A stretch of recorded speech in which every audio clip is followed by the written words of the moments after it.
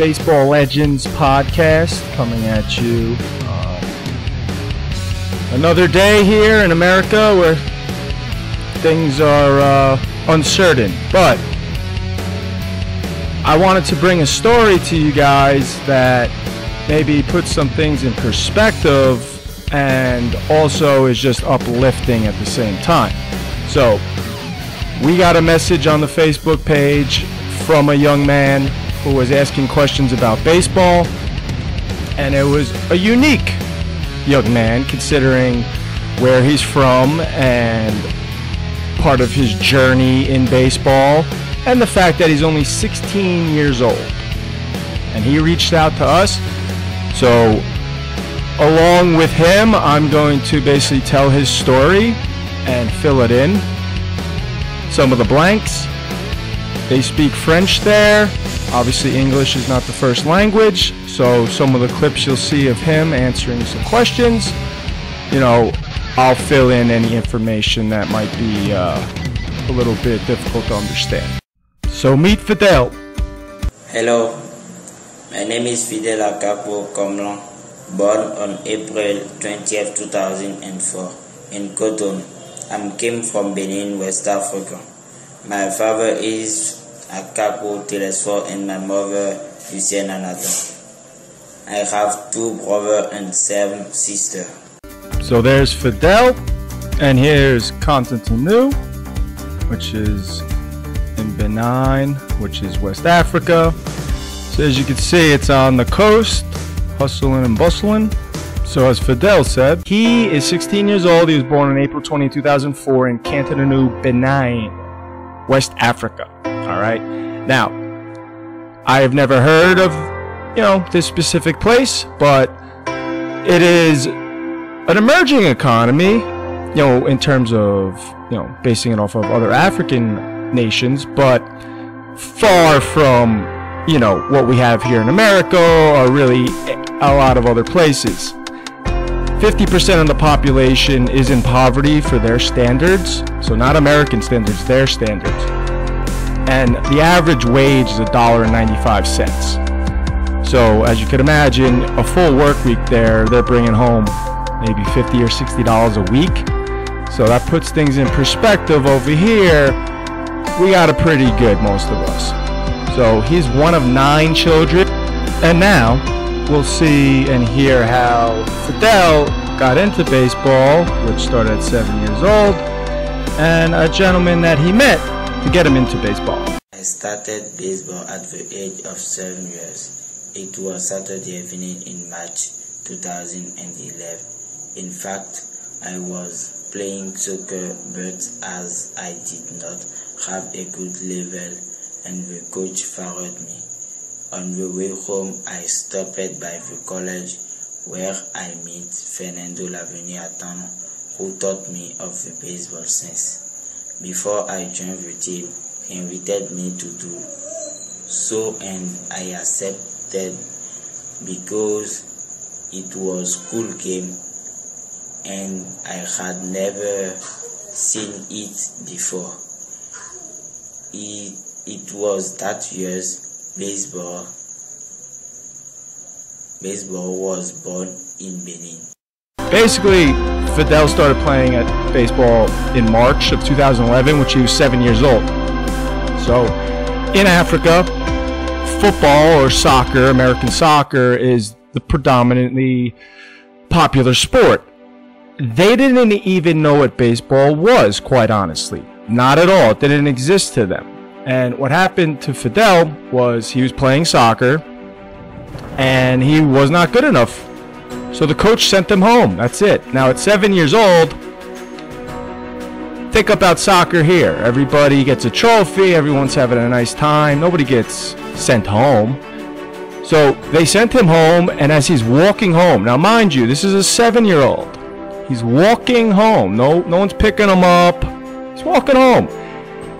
And he had enough sense to him and positivity in his mind and heart that instead of just sulking and being upset, he stopped off at a local college and met a baseball coach. And that gentleman's name was Mr. Fernando Lavenier Atanan.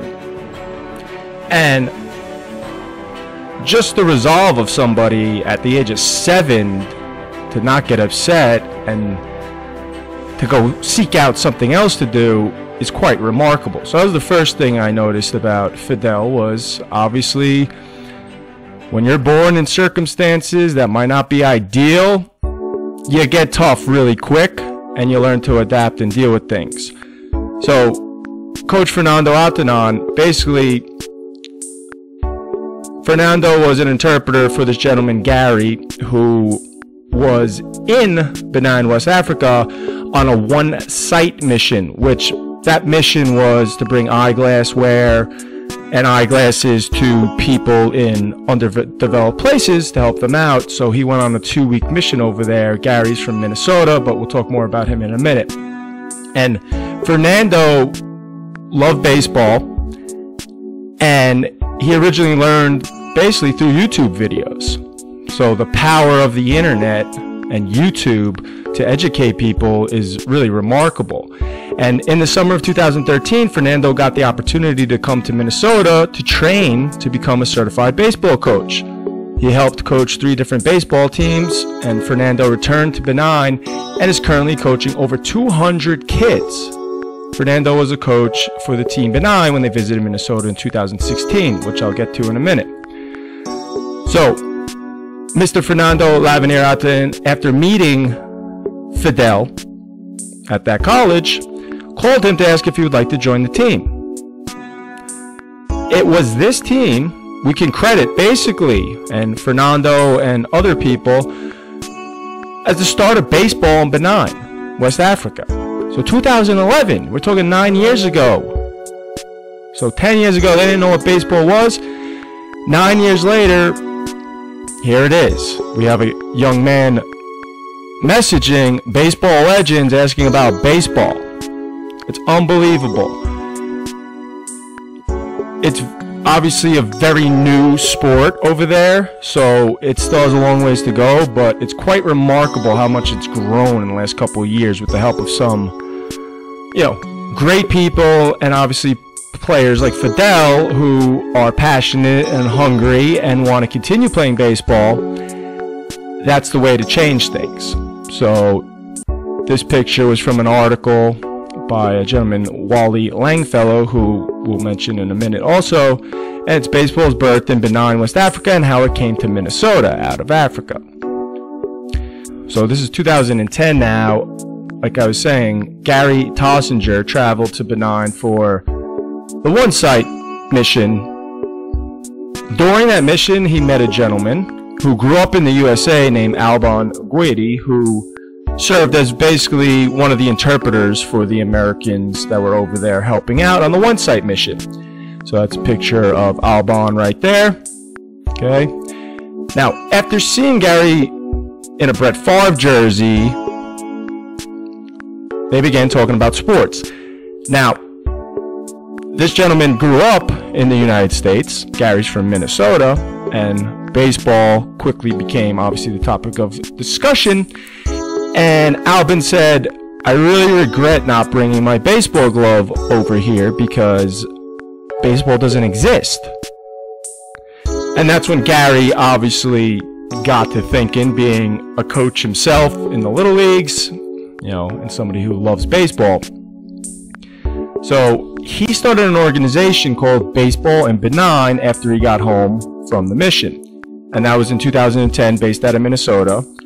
And Gary was the lead. And then very quickly after he mentioned it, Wally Langfellow, who we mentioned before with that article, jumped right on board. He's another guy that coached, mentored, really helped out the community, and that was Robbinsdale, Minnesota, where they're basically from, around that area. And Gary Langfellow also owns a magazine called Score. So the two of them kind of set the foundation, and things started to roll from there. And basically the goal was to grow baseball in Benin, which was a very small nation at that point, and not a lot of money, and a tough task considering they were not familiar with baseball at all. So Baseball Benin started shipping equipment, bats, gloves, cleats, all types of different stuff over to Benin. But they also realized that, look, you could send 1,000 bats over to anywhere.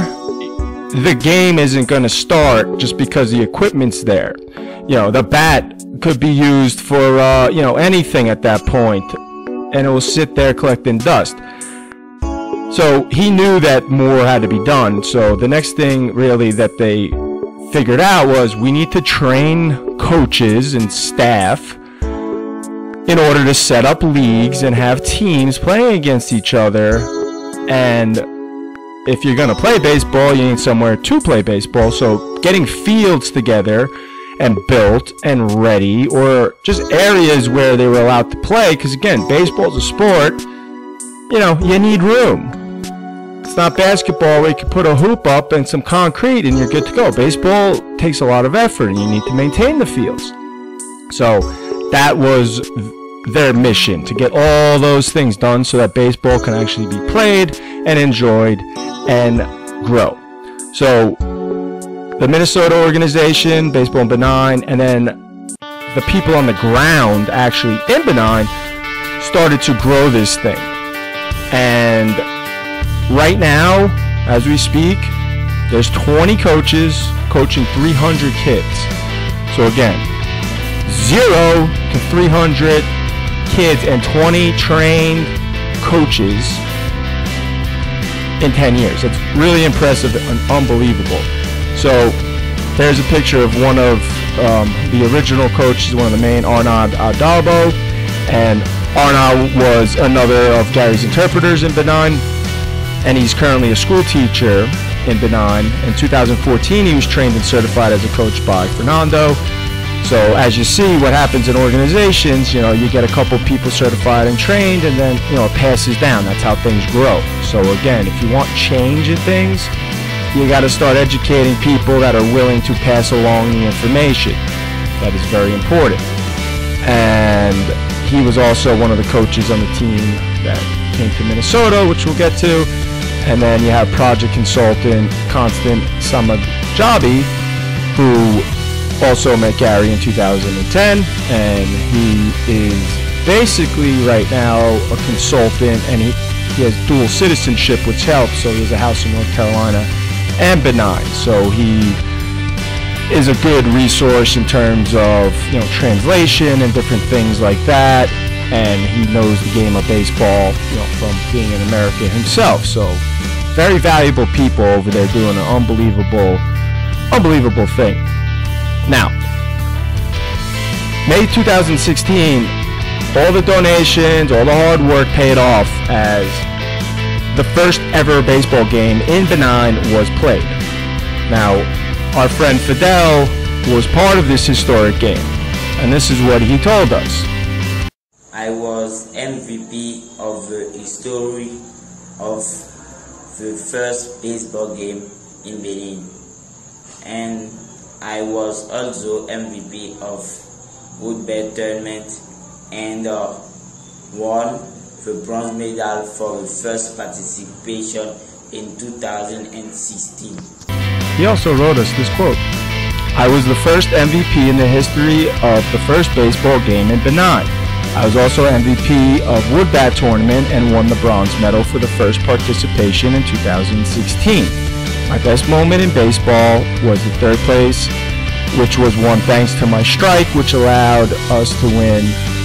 And I also threw the first ball for a Saint match." Okay, so this is historic and unbelievable that not until 2016, 4 years ago, did baseball exist on any really organized level. And this kid was part of it because he wasn't good enough to play soccer there and didn't give up on himself. So that's a message to everybody. Keep going. There's always something else. You're not good at this, find something else. And really, this was the start of a bunch of different important things for this nation. And one of the things that a lot of the people kind of talking about this from America were saying was, this quote, and most catch the ball without fear, which basically is a way of life at Benin. Fear is not part of their vocabulary. Again, the gentleman Gary was telling a story that during one of these games, somebody hit a line drive and it hit somebody, one of the kids in the dugout who were playing. Obviously, as you can imagine, there's no fencing put up. They don't really understand the game yet, you know, the dangers of it. That all comes with time.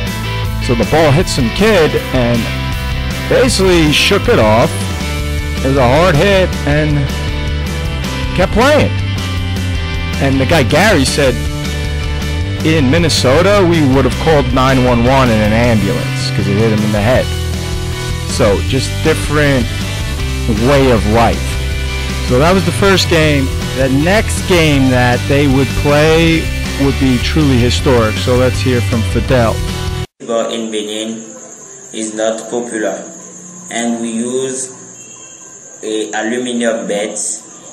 But we took part in a competition in Minnesota called Woodbed Tournament in 2016. So in 2016, later that year, in August, a team of 12-year-olds from Benin, West Africa got the chance to come to America and compete in an actual tournament in Robbinsdale, Minnesota. So this is some pictures of the kids at Mall of America in Minnesota, and just look at their faces. You know, it's just of wonderment, enjoyment, and it's just a beautiful thing to see because, again, when you come from absolutely nothing, you appreciate things a little bit more. You appreciate what you got. You know, how many people go to the Mall of America every single day and walk right past Nickelodeon Universe and never even think in your mind, like, wow, this is a real spectacle. Seeing it through the eyes of a child, and especially children from places that are impoverished, it just makes you kind of look at yourself like, maybe I should look at things a little bit differently in this life. So the Minnesota Twins players also, you know, got involved signing autographs and things like that. So beautiful situation. But this was the first time these kids and anyone in their family has ever stepped foot on American soil. So this is historic. I mean, this is really bringing culture together at its finest through sports, which is one of the best parts of sports, is it brings people from all over the place, even people who don't speak the same language, they don't look the same, culture's completely different, but a game bonds them together. So that might be something you might want to look at moving forward here in the United States. So in August 2016, a game between Benin, West Africa, and Robbinsdale Little League, which is Minnesota in the United States, took place. And there's a picture of Fidele having a good time, you know, with the cardboard cutout, posing, joking around, just enjoying life, which is what you want to be doing. And at this point, he was 12 years old. So Benin was coached by Fernando Lavanera-Tano, who's the first person, obviously, Fidele came in contact with for baseball, and Arnaud Adodo, who, another, again, guy stepped up, coached, learned to really grow this, and Bernice Almuzon. Now, Fidele was also in this game, obviously, as you see him here, and really, he'll go down in the history books, you know, and this team, there's only 12 of them, you know, it's really people who were groundbreakers. I mean, how many people could say that? So here's some pictures. We got some live footage of some clips of this game, but you know, this was a big deal. It was broadcast on a local channel out there, and really, you could just see the enjoyment, you know, of Fidele, and just the fact that they're out there competing against a little league that's a good little league and good players. There's their all-star team, because this was in the summer, and they hung in there. You know, they lost 12-7 overall, but they hung in there. But like I mentioned, this was much more monumental than just a baseball game for these kids, and really for everybody involved. Now the entire game's on YouTube, you can watch, but here's a couple clips from it, and I'll do my best play-by-play. The Benin pitcher comes set into the windup, and he deals sharp ground ball of number 5, Fidele. It's going to be close at first. He slides in, and the batter is out. What a heads-up and athletic play from that young man. On the hill, Fidele, second base, looking in. The pitch is in. Fidele takes off for third, slides. He is safe. Ball gets away from the third baseman. Fidele takes a step towards home, recovers, and safe. So great times. We hope to see more of West African baseball, but the real gist of this here is, after we were done satisfying our curiosity with his baseball journey, he asked us a question, which was the reason that he was, messaging us in the first place. This goal for me will mean a dream come true, and brought my community loved baseball as a #1 sport. So we asked him to write it out, the question, and basically it came to, this goal for me will mean a dream come true and brought my community love baseball as a #1 sport. How to get into the MLB and the MLB players management conditions. Thank you very much. Basically the gist is, how do you get into the major leagues, and how do I make baseball the #1 sport where I'm from? So I want to answer that for him, just like we do at Baseball Legends when the author leaves us with a question. Here's our question for the day. So Fidele, #1, getting into the major leagues. You're 16 years old. It's a ton of work.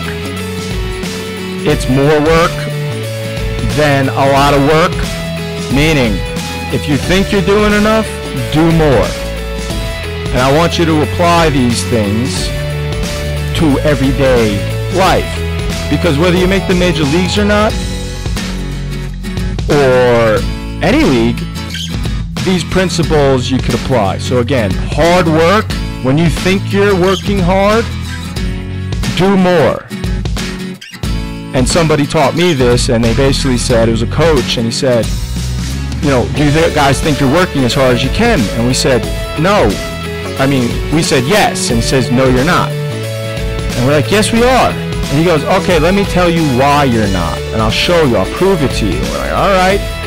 He goes, raise your right arm as high as you can. So everybody right now, raise your right arm as high as you can. Now raise it a little higher. And every single one of us, along with, I'm sure, every single person listening to this right now, was able to raise your arm a little bit higher when I asked. So that's the same thing with work. When you think you're doing the most, do more. #2, coaching, asking for help, all of those things. Be coachable. You went out and saw a coach at 7 years old. You watched the YouTube videos on baseball. Continue doing that. You asked us for help. Continue doing that, because again, nobody gets anywhere without some help. People are self-made, quote unquote. Nobody's self-made. Every single person who's ever done anything in life has the help of somebody or something. So never be afraid to ask. And obviously you came out and asked us, and I hope that this helps you, which I think it will. And some of the things that we'll do hereafter, I know are going to help you, that I'll tell you in a minute. But work hard, work harder than you think is working hard. Ask, seek out help, continue watching the videos. Pay attention to the little things, all right? Major leaguers, talent and all that, again, you either have that or you don't. But what separates the highest level of any profession is attention to detail. Those extra reps, focusing on the simplest things. Mechanics, game situations. If you want to get as high as you could get, and wherever your talent's going to take you, you don't want to be held back by simple things like not understanding an infield fly rule, not understanding where to throw the baseball, how to hit your cutoff men, the rules of the game overall, sacrifice flies, playing to your strengths. All of these things are mental. And most sports come down to separating players based off of their mental approach to the game. So you need to be a student of the game. Study it. Read the rule books. Once you're done reading the rule books, read strategy. There's many, many baseball books written by great managers that just talk about the game. We read as much stuff as possible. I've been doing it my whole life. My brother's been doing it his whole life. We still don't know anywhere close to everything. You need to read, watch, and really focus on the fundamentals and the game. Because a lot of people kind of miss that in baseball. And around here, people who don't like baseball say, oh, baseball's boring, not a lot's going on. And my head almost falls off when they say that, because there's so much going on, pre-pitch, post-pitch, while the ball's in play, that if you don't know about it, yeah, it looks like people are standing around till the ball's hit. But the amount of action that's actually happening and the strategy that's going on, it's unbelievably complex, and that is something you need to study. Especially, you mentioned to us that you pitch. Understanding sequences of pitches, understanding different types of pitches, understanding, game situations, understanding, preserving yourself. Pitching, guess what? You can't throw 5 million pitches. And this might be a concept that, you never heard of, but you got to preserve your arm. You got to take care of yourself. How do you strengthen your arm without hurting yourself? I didn't learn one technique called long toss until I was in college. And that helped me so much. I picked up 4 to 5 miles an hour on my fastball after 4 years of long toss. But for 18 years, I never even heard of it. And it wasn't until, my roommate in college, a gentleman, Bob Lazar, the Miami pitching coach, said, hey, long toss every day. And here's how you do it. So all of these things I'll kind of break down for you, later in, videos or however you want to do it. But I'll give you all this information at some point so that I'll contribute to you. The other thing that you need to remember in terms of achieving your goals is having your goals, but also having small goals. So what does that mean? So your goal is to be in the major leagues. Well, you're 16 right now. Can you be in the major leagues tomorrow? No. So what's the first goal? Get better at your weaknesses. Get your education. Break down the big goal with smaller goals that you could hit sooner. And what this does is it gives you momentum. So you keep going and you keep going and you keep going, and all of a sudden you're achieving things, small goals, and you're getting confidence and you're getting more and more momentum behind you, and then all of a sudden you're getting closer and closer, and that's the way that you proceed. So no matter what it is, big goal, dream goal, and then break that down into small things that are going to get you there.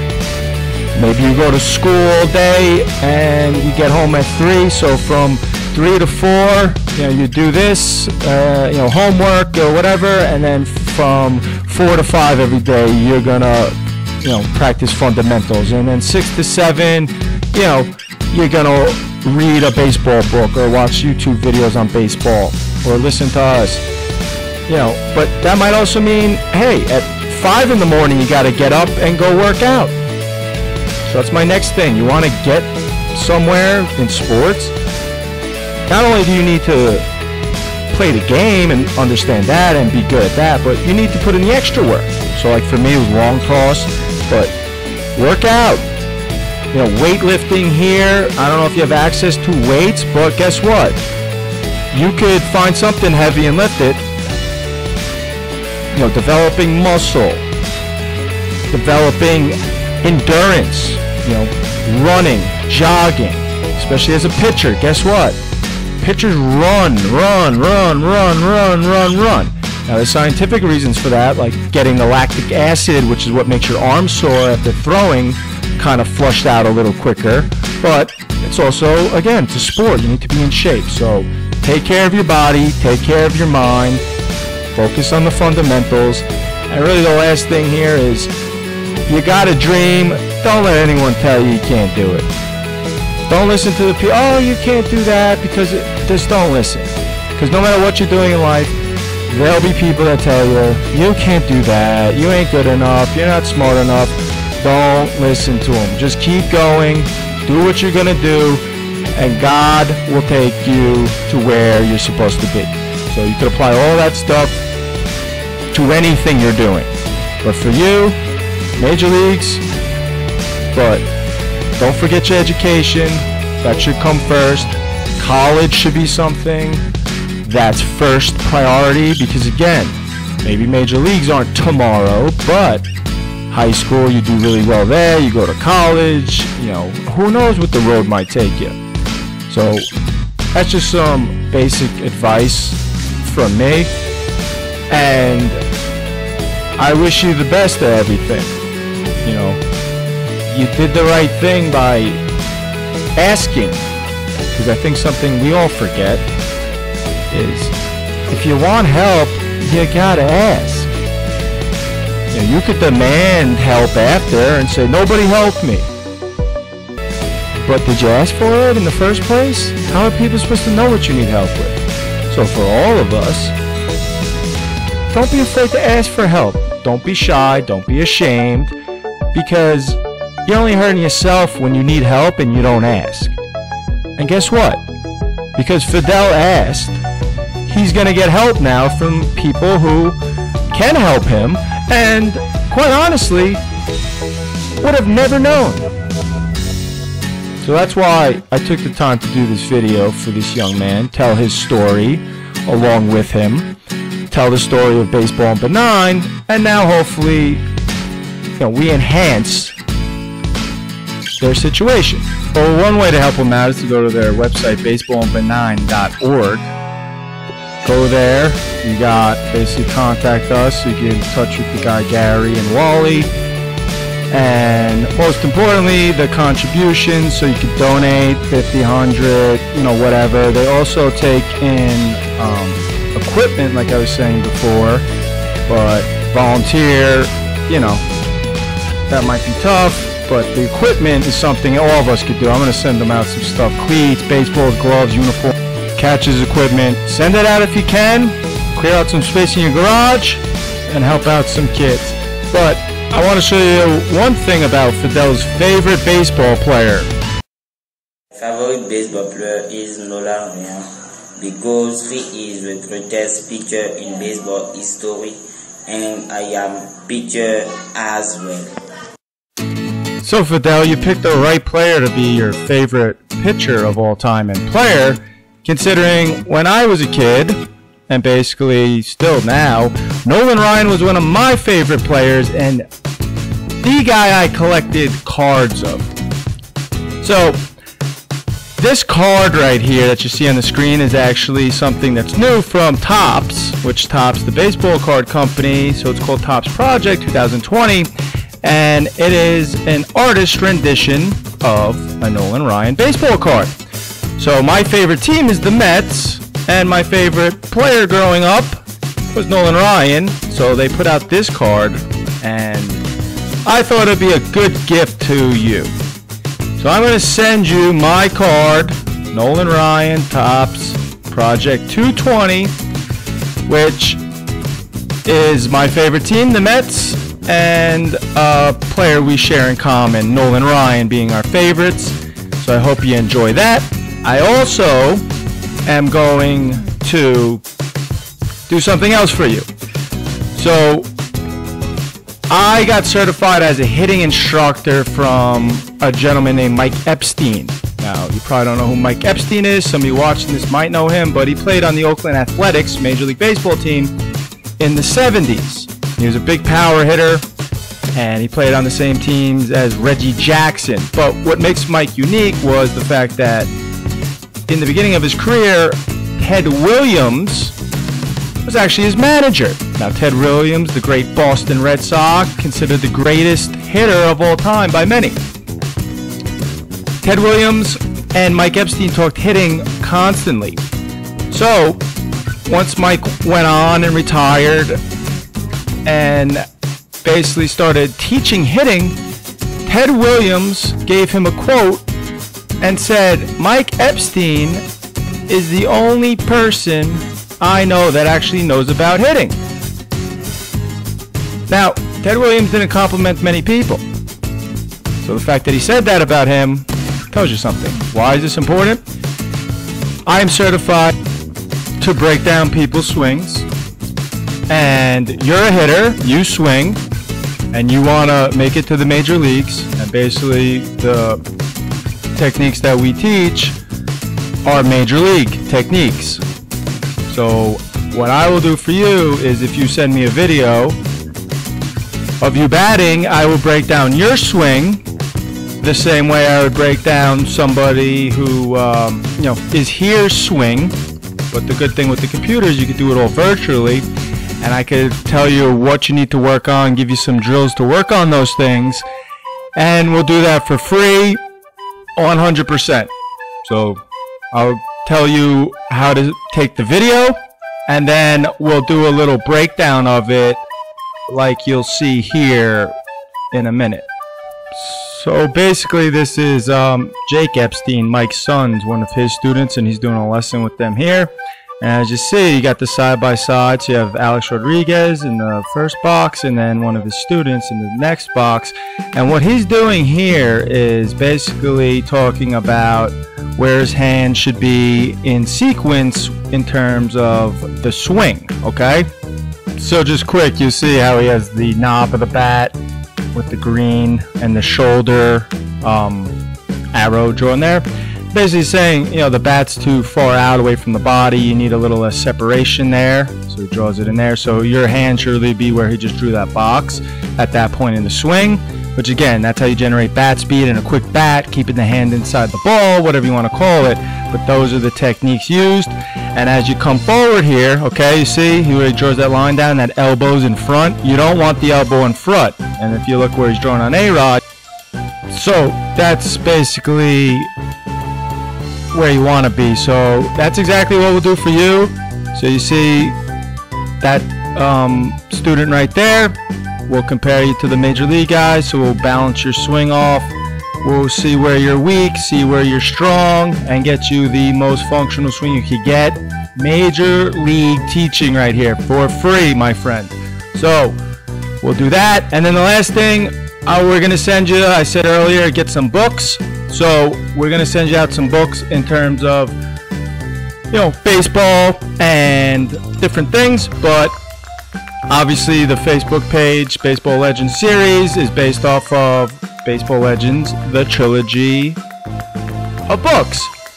So we're going to send you out that also. So you're going to get the Nolan Ryan card, a couple books, and free lessons online, all for free, and simply because you went about things the right way and you contacted us. You were a really nice kid, and I am more than happy along with my brother, and I'm sure everybody else in the Baseball Legends community, to help you out. So thanks for contacting us. We will be in touch soon, and God bless.